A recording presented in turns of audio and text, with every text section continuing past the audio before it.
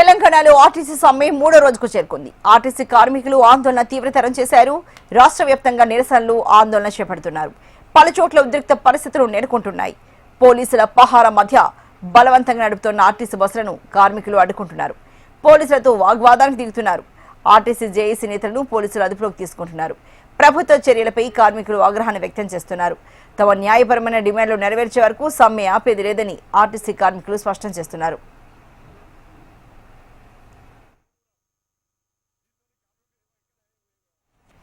మరోవైపు ఈ నెల 29వ తేదీ వరకు నిరసన కార్యక్రమాలకు పిలుపునిచ్చారు. ఇవాళ అన్ని డిపోల ఎదుట ఆర్టీసీ కార్మికులు మౌన దీక్షలు చేపడుతున్నారు. రేపు సామూహిక వంటవార్పు. ఈ నెల 26న కార్మిక కవాతు, 27న మంత్రులు ప్రజాప్రతినిధులకు వినతి పత్రాలు సమర్పించబోతున్నారు. 28న మహిళా ఉద్యోగులు బతుకమ్మ ప్రదర్శనలు, 29వ తేదీన కార్మికుల అర్ధనగ్న ప్రదర్శనలు చేపట్టబోతున్నారు. మరోవైపు ఆర్టీసీ కార్మికుల ఆందోళనకు రాజకీయ పక్షాలు సంఘీభావాన్ని ప్రకటించాయి.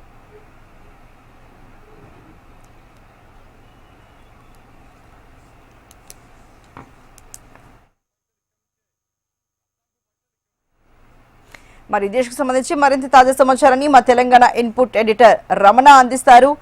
రమణ, ఒకవైపు చూసుకుంటే ఇవాళ 3వ రోజు చేరుకుంది ఆర్టీసీ సమ్మె, కానీ చాలా ఉధృతంగా మరింత తీవ్ర ఆగ్రహావేశాలతో కార్మికులందరూ కనిపిస్తూ ఉన్నారు.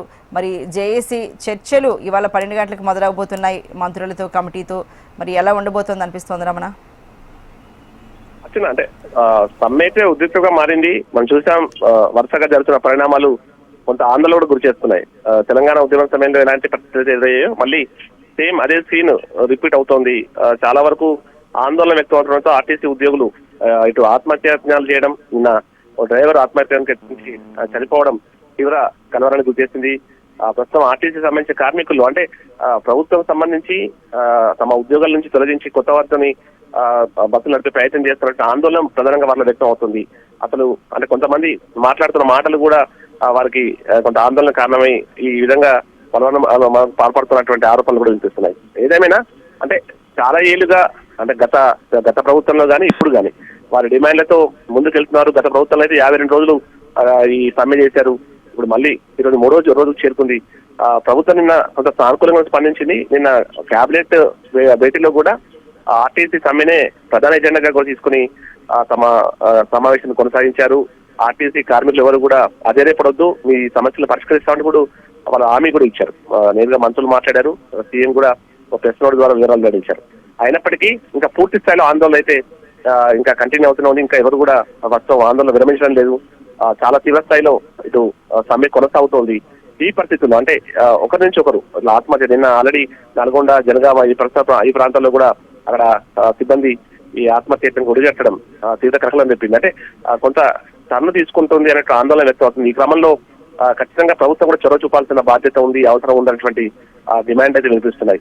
అయితే ఈరోజు ఆర్టీసీ జేఏసీ నాయకులతో చర్చలు చేస్తామంటే కూడా ఆల్రెడీ ప్రభుత్వం ప్రకటించిన పరిస్థితుల్లో ప్రస్తుతం జేఏసీ నాయకులు కూడా కీలక సమావేశం నిర్వహిస్తున్నారు.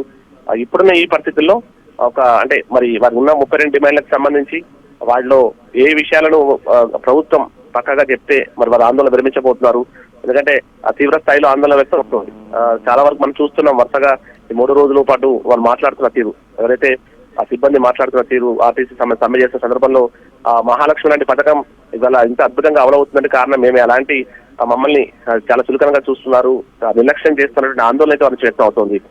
అంటే ప్రస్తుతం వాళ్ళు నెలకొంటున్న ఆందోళన కరెక్ట్ సమాధానం లభించకపోవడంతోనే ఈ పరిస్థితులు, ఈ పరిణామాలు ఎదురవుతున్నటువంటి వాదన అయితే బలంగా వినిపిస్తుంది. ఇప్పుడు ప్రభుత్వం కొంత కీలకంగా వివరించాల్సిన ఆవశ్యకత కూడా ఏర్పడింది. మరి ఇప్పుడు జేఏసీ పెద్దలతో మంత్రులు మాట్లాడబోతున్నారు కాబట్టి, ప్రభుత్వం మాట్లాడబోతు చర్చ చేయబోతుంది కాబట్టి కీలక నిర్ణయాలు వెల్లడిస్తే ఈ రోజు ఆందోళన కొంత ఉద్రవం అంటే మనకు సమస్యపోయే అవకాశం ఉంటుంది. సమ్మె విరమించడానికి ఆర్టీసీ జేఏసీ కూడా ఒప్పుకునేటువంటి అవకాశం ఉంటుంది. అంటే ప్రధానంగా ప్రభుత్వంలో ప్రస్తుతం ఆర్టీసీ విలీనం చేయాలనేటువంటి మెయిన్ డిమాండ్ ఏదైతుందో ఆ డిమాండ్ కి సంబంధించి చాలా చర్చలు జరుగుతున్నాయి. ఈ క్రమంలో మరి ప్రభుత్వ నిర్ణయం ఏ విధంగా ఉండబోతున్నట్టు ఉత్కంఠ అయితే సర్వత్రం అనుకోండి. ప్రధాన డిమాండ్ దాంతో పాటు ఇంకా చాలా సమస్యలు చెప్తున్నారు. కానీ మెయిన్ డిమాండ్ అయితే ఫస్ట్ ప్రభుత్వం విలీనం చేయడం కాబట్టి దానికి సంబంధించి ప్రభుత్వం నుంచి ఎలాంటి ప్రకటన రాబోతుంది, ఎన్ని నెలల గడువు కోరబోతున్నారు, ఇలాంటి ఉత్కంఠ అయితే సర్వత్రం నెలకొంది. ప్రస్తుతం అయితే ఇంకా ఆందోళనకు పిలుపునిచ్చారు. వరుస ఆందోళనలు కంటిన్యూ కాబోతున్నాయి. 29వ తేదీ వరకు నిరవధికంగా ఇవన్నీ కూడా కంటిన్యూ చేయాలంటూ కూడా వారు జేఏసీ ప్రకటించిన నేపథ్యంలో ప్రస్తుతం ఏం జరగబోతున్న ఉత్కంఠ సర్వత్రా నెలకొంది. అయితే ఈ సమయంలో చాలా వరకు ఆర్టీసీ కార్మికులు అంతా కూడా సిబ్బంది అంతా కూడా సంయమనం పాటించాలంటూ మాత్రం విజ్ఞప్తులు పెరిగిపోతున్నాయి. అన్ని పార్టీలకు సంబంధించిన నాయకులు కూడా విజ్ఞప్తులు చేస్తూ ఉన్నారు. ఇటు రాజకీయ పార్టీలు కూడా నిన్న జరిగిన ఇన్సిడెంట్ తీవ్రమైన స్థాయిలోనే అంటే వారు ప్రభుత్వంపై కొంత విమర్శలు వ్యక్తం చేసిన పరిస్థితి కనిపిస్తోంది. ఏదేమైనా ప్రస్తుతం ప్రభుత్వం కొంత సానుకూలంగా స్పందించి చెప్తే ఈ పరిస్థితి నుంచి బయటపడొచ్చినటువంటి అభిప్రాయాలు అయితే వ్యక్తం అవుతున్నాయి. మరి చూడాలి, మరి కాసేపట్లోనే జేఏసీ నాయకులతో భేటీ కాబోతున్నారు. దానికి సంబంధించి ఎలాంటి నిర్ణయాలు వెలువడతాయి, ఆ వెలువడిని బట్టే మనకు సమ్మెకు సంబంధించి భవిష్యత్ కార్యాచరణ ప్రకటించే అవకాశం ఉంది. Archana. Right Ramana, thank you so much.